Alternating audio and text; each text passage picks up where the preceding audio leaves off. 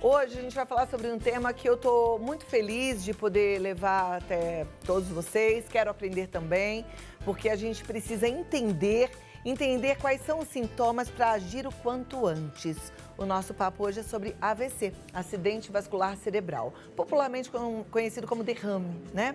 E, infelizmente, está entre as principais causas de morte no mundo. No Brasil, segundo o Ministério da Saúde, a cada 5 minutos, uma pessoa morre em decorrência da doença. E contabilizando mais de 100 mil mortes por ano. Ou seja, é um número absurdo. Quando a gente se depara com um número desses, a gente fala, para tudo, a gente tem que aprender, a gente tem que fazer prevenção. Vamos falar sobre AVC. E aí, hoje, por isso que eu falei que eu tô feliz, porque a gente vai falar e vai falar com quem entende, tá? Agora, além disso, o acidente vascular cerebral é a segunda principal causa de morte no país e a primeira causa de incapacidade no mundo. Outubro é o mês de combate e conscientização do AVC.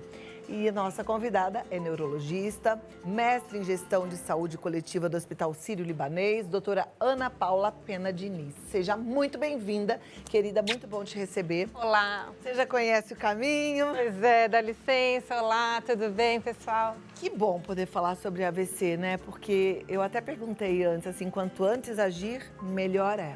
Exatamente, Cláudia. O AVC, ele é uma doença que a gente precisa falar muito, né? Por isso, assim, a importância do mês de outubro, onde a gente precisa realmente conscientizar a população daqueles fatores de risco que levam potencialmente a um AVC. Então, se você tem algum dos fatores de risco, você deve ficar mais atento, mais alerta, ou se você convive com pessoas que têm essas doenças, né? E ao primeiro sinal, ao primeiro sintoma, saber o que fazer, saber como agir. Então, esse mês de outubro é extremamente importante por causa disso. Porque a gente vê mesmo pessoas que tiveram um derrame com poucas consequências e pessoas que tiveram muitas perdas, né? Consequências muito, às vezes até incapacitantes, né? Totalmente incapacitantes. Existem tipos diferentes de AVC? Exato. A gente tem, né, o AVC isquêmico, que é quando falta sangue, né, numa determinada área, numa determinada região do cérebro. A gente tem o AVC hemorrágico, que é aquele onde ocorre o extravasamento de sangue, né, no parênquima cerebral. E além da extensão do AVC, do tamanho desse AVC, depende também do tipo de socorro que a pessoa recebeu, o tipo de tratamento, se foi um socorro rápido, se não foi, se a pessoa pôde ser submetida ao tratamento trombolítico, né, que a gente pode falar um pouquinho daqui a pouco, que é o tratamento que tenta reverter os sintomas. Então, a pessoa pode, de repente, ficar até sem sequela nenhuma. Então, depende muito da extensão do AVC e da forma como essa pessoa é socorrida. Por isso, a importância desse mês de outubro, para que a gente possa falar sobre essa doença e falar sobre os fatores de risco, tentar combatê-los, para que a gente não sofra tantos AVCs, né? Como você mesma disse, Cláudia, a gente tem aqui o AVC, é a segunda principal causa de óbito no nosso país e é a primeira causa de incapacidade no mundo, ou seja, é pelo AVC que as pessoas perdem dias de trabalho, as pessoas ficam acamadas, né? Muitas vezes perdem a capacidade de trabalhar para o resto da vida. Exatamente. Né? Quais são os fatores de risco para o AVC? Eu acho que é importante a gente, a partir desse do antes, né? Então, vamos lá. A gente tem um fator de risco muito importante, mas que a gente não pode modificar, que é o envelhecimento, né? Então, quando a gente envelhece, a gente está aí com uma chance maior de ter AVC, mas isso a gente não pode mudar, até porque a gente pretende envelhecer, obviamente, né? Agora, outros fatores de risco modificáveis são a hipertensão arterial sistêmica, a hipertensão... Tem uma coisa que eu gostaria aqui de falar, que é assim, as pessoas falam no consultório, eu sinto que a minha pressão está alta, então eu só tomo remédio quando a pressão está alta. Isso é uma grande bobagem, porque a pressão alta é uma doença silenciosa. As pessoas não sentem que estão com a pressão alta, tá? A pessoa só sabe que está com a pressão alta, baixa quando ela afere, quando ela mede a pressão, tá? Então, se um médico falou para você tomar o seu remédio de pressão, você deve tomar regularmente e não só quando você achar que a pressão está alta, tá bom? Um outro fator de risco muito importante é o diabetes. O diabetes é uma doença, né, extremamente comum no nosso meio, que está relacionado aí também à obesidade. O diabetes tem um fator aí genético também bastante importante e também o diabetes precisa de um controle muito rigoroso para que a gente evite AVC, tá? Além desses fatores, então, a própria obesidade é um fator de risco super importante, o sedentarismo, né? Não praticar atividade física, né? Eu sei que você é uma grande defensora da atividade física, Clau, e isso é fantástico, as pessoas precisam se movimentar. Tanto que a campanha desse ano do AVC, né, da Rede Brasil AVC, é justamente aí para sugerir que as pessoas façam algum tipo de atividade física, tá? Além desses fatores, o tabagismo, né, fumar, é um fator de risco extremamente severo, relacionado ao AVC e o etilismo também, né? Então, o hábito de ingesta alcoólica é péssimo e ajuda muito a pessoa a ter AVC. Além disso, o colesterol, né? Quem tem colesterol mais alto, infelizmente, também tem mais AVC. Com isso, então, a alimentação tem tudo a ver com a alimentação mais saudável. É importante, né? Na verdade, tem tudo a ver, acho que com o estilo de vida inteiro mais saudável, que é o que a gente defende aqui sempre.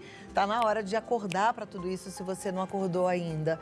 Bom, fazendo essa prevenção, cuidando de todos esses detalhes, vamos falar um pouquinho dos sintomas, né? Quais são os sintomas de um AVC? Tá. A gente tem vários possíveis sintomas, tá?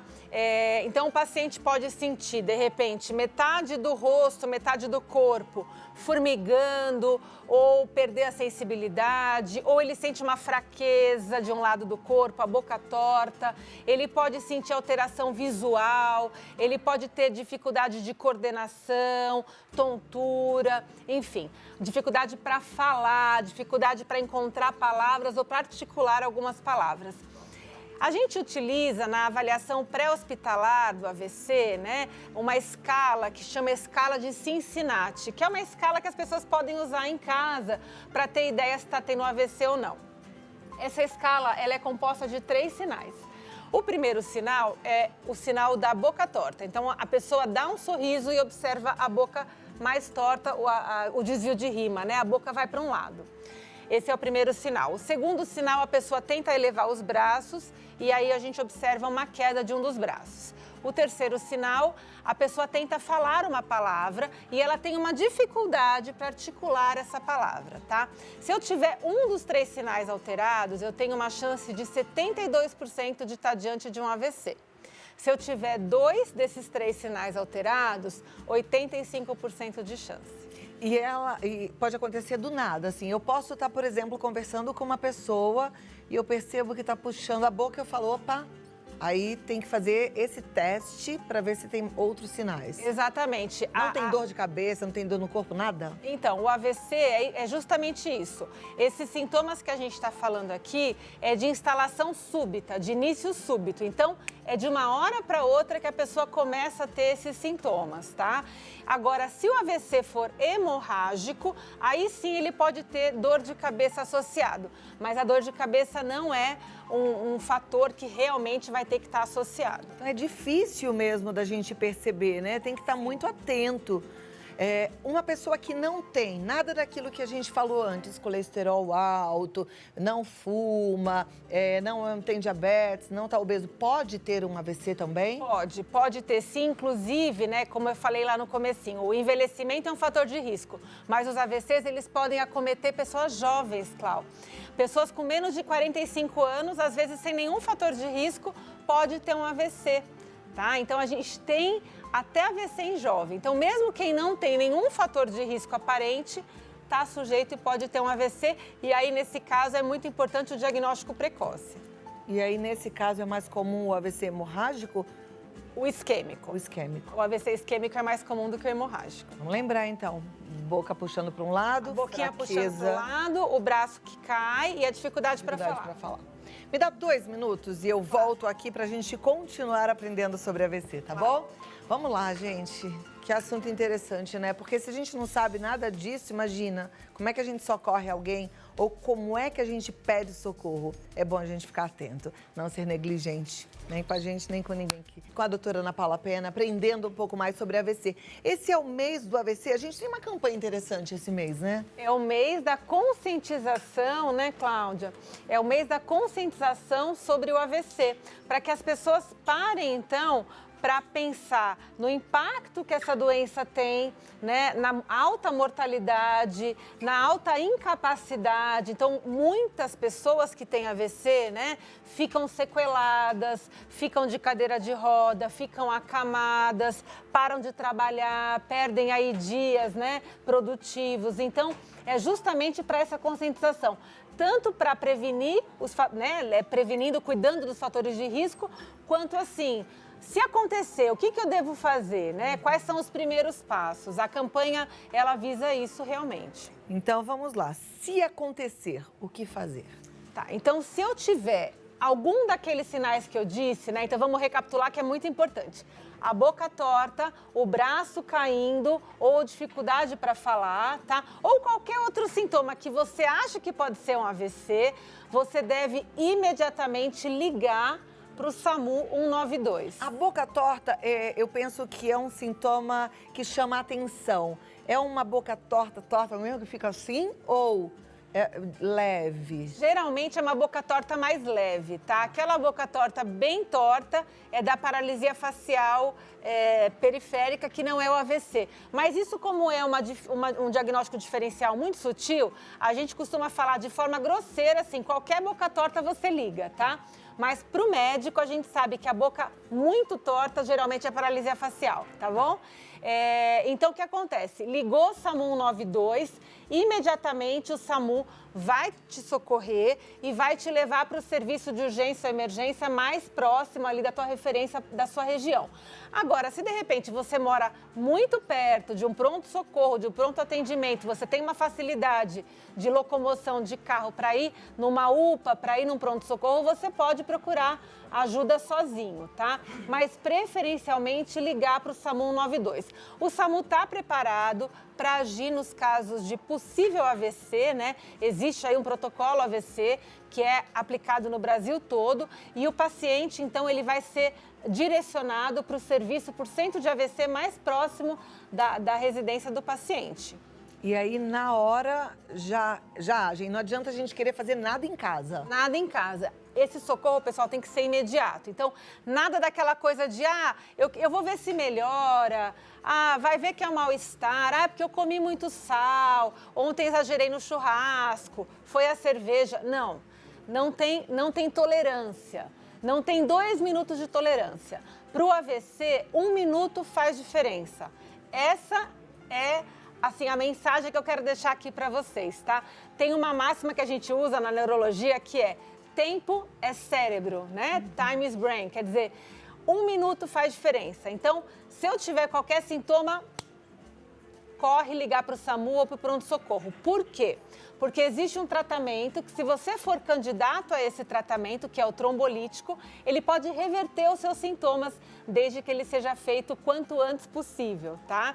Então, o trombolítico, ele é usado com paciente que tem sintoma em até 4h30 do início dos sintomas, né? Então, por exemplo, eu comecei a ter sintoma meio-dia.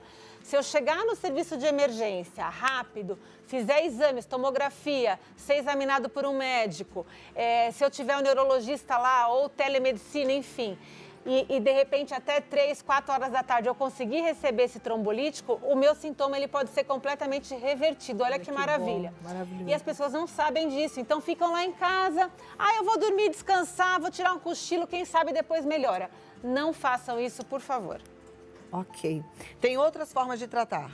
Tem outras formas de tratar também quando não é o trombolítico, né?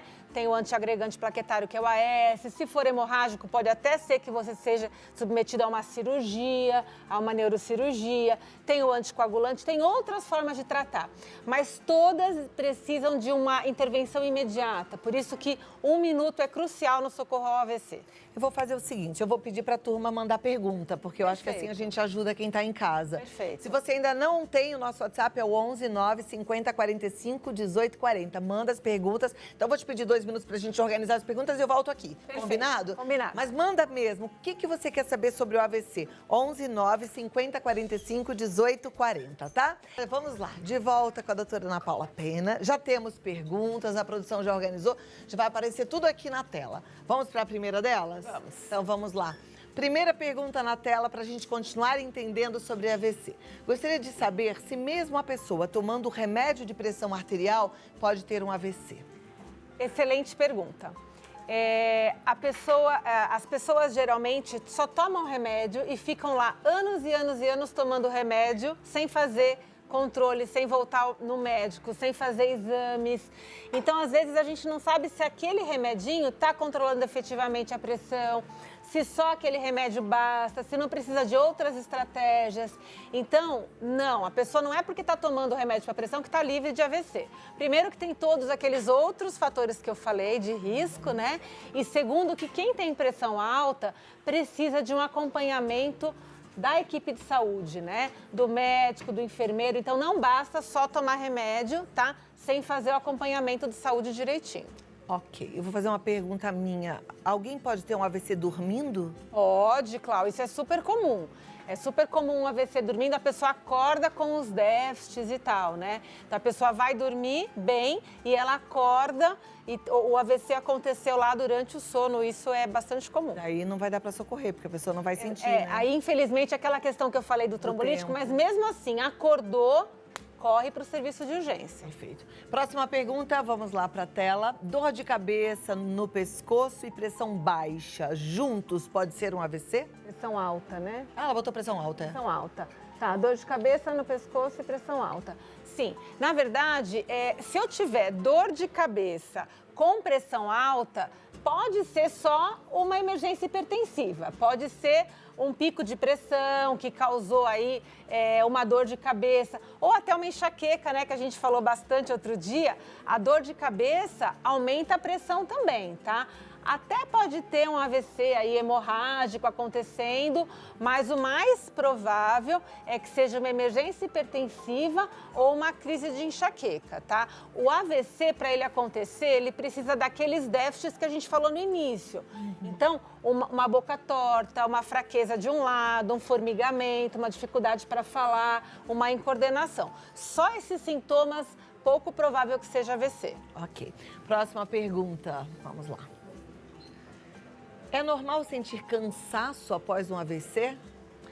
Bom, se o paciente teve efetivamente um AVC, está comprovado, né? Ele tem sequelas e depois ele ficar com um cansaço, com uma anedonia, com uma dificuldade aí de iniciar suas tarefas, é bastante comum, infelizmente, e a gente tem que ver se isso não está associado a um distúrbio de humor, como uma depressão, tá? Que é super comum a depressão pós-AVC. Então, uma sensação de falta de energia, de indisposição, é bastante comum, isso tem que ser tratado, o paciente tem que ser medicado, porque isso muda a evolução do AVC, né? O paciente com AVC, ele precisa de bastante energia para poder fazer fisioterapia, fono, se reabilitar, terapia ocupacional. Agora, se ele não faz, ele tem um cansaço, uma anedonia, uma indisposição, isso tem que ser tratado, porque senão vai prejudicar a recuperação. A recuperação, né? Próxima pergunta.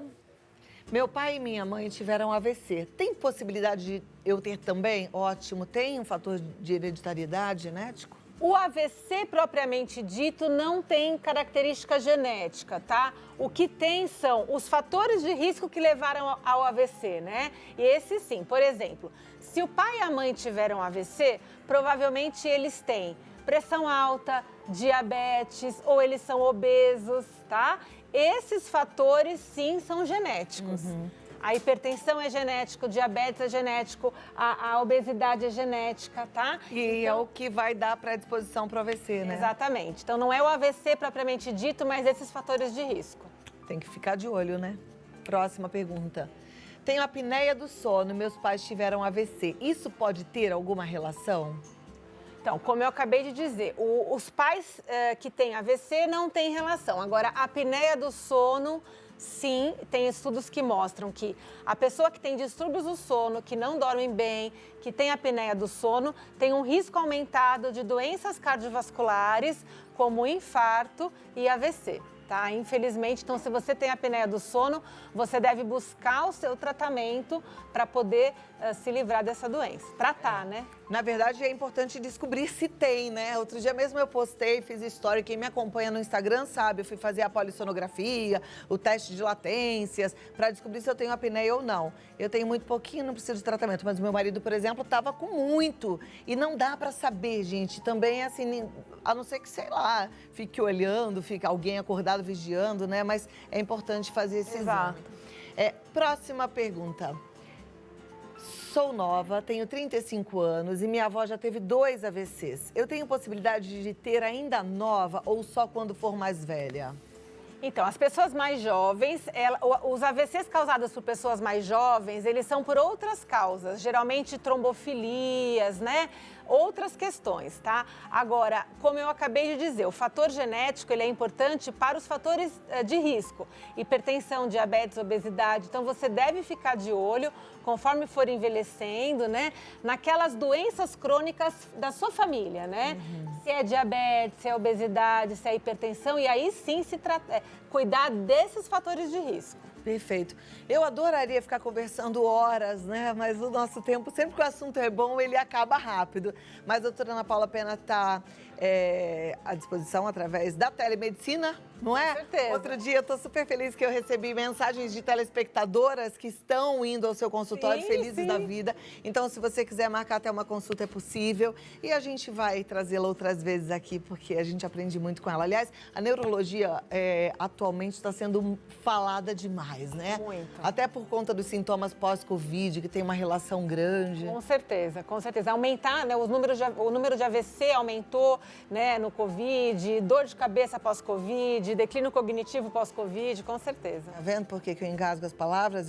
Olha aquilo, eu li pressão baixa e estava escrito pressão alta. Que é isso, acontece. gente? Tem muita gente tendo declínio cognitivo, troca umas palavrinhas, fica um pouquinho mais lento depois do Covid. E a gente espera, né, que ao longo dos meses isso vá melhorando. Muita gente com dor de cabeça que dura muito tempo também. Olha, eu também espero que melhore, porque eu tive Covid no final de março, já tem o quê? 6 meses, né? Já passou da hora de ir embora tudo isso. Doutora Ana Paula Pena, ela está no www.neuroanapaulapena.com.br. Entra lá porque você vai ter todos os contatos para tirar todas as suas dúvidas e estar bem assistido, porque isso é muito importante. E o Instagram é DRA Ana Paula Pena, tá bom? A gente tem que fazer mais uma live qualquer hora dessa. Vamos falar sobre os sintomas da Covid, pós-Covid? Quando você quiser. Que vai ser muito bom. Obrigada, doutora. Obrigada, querida.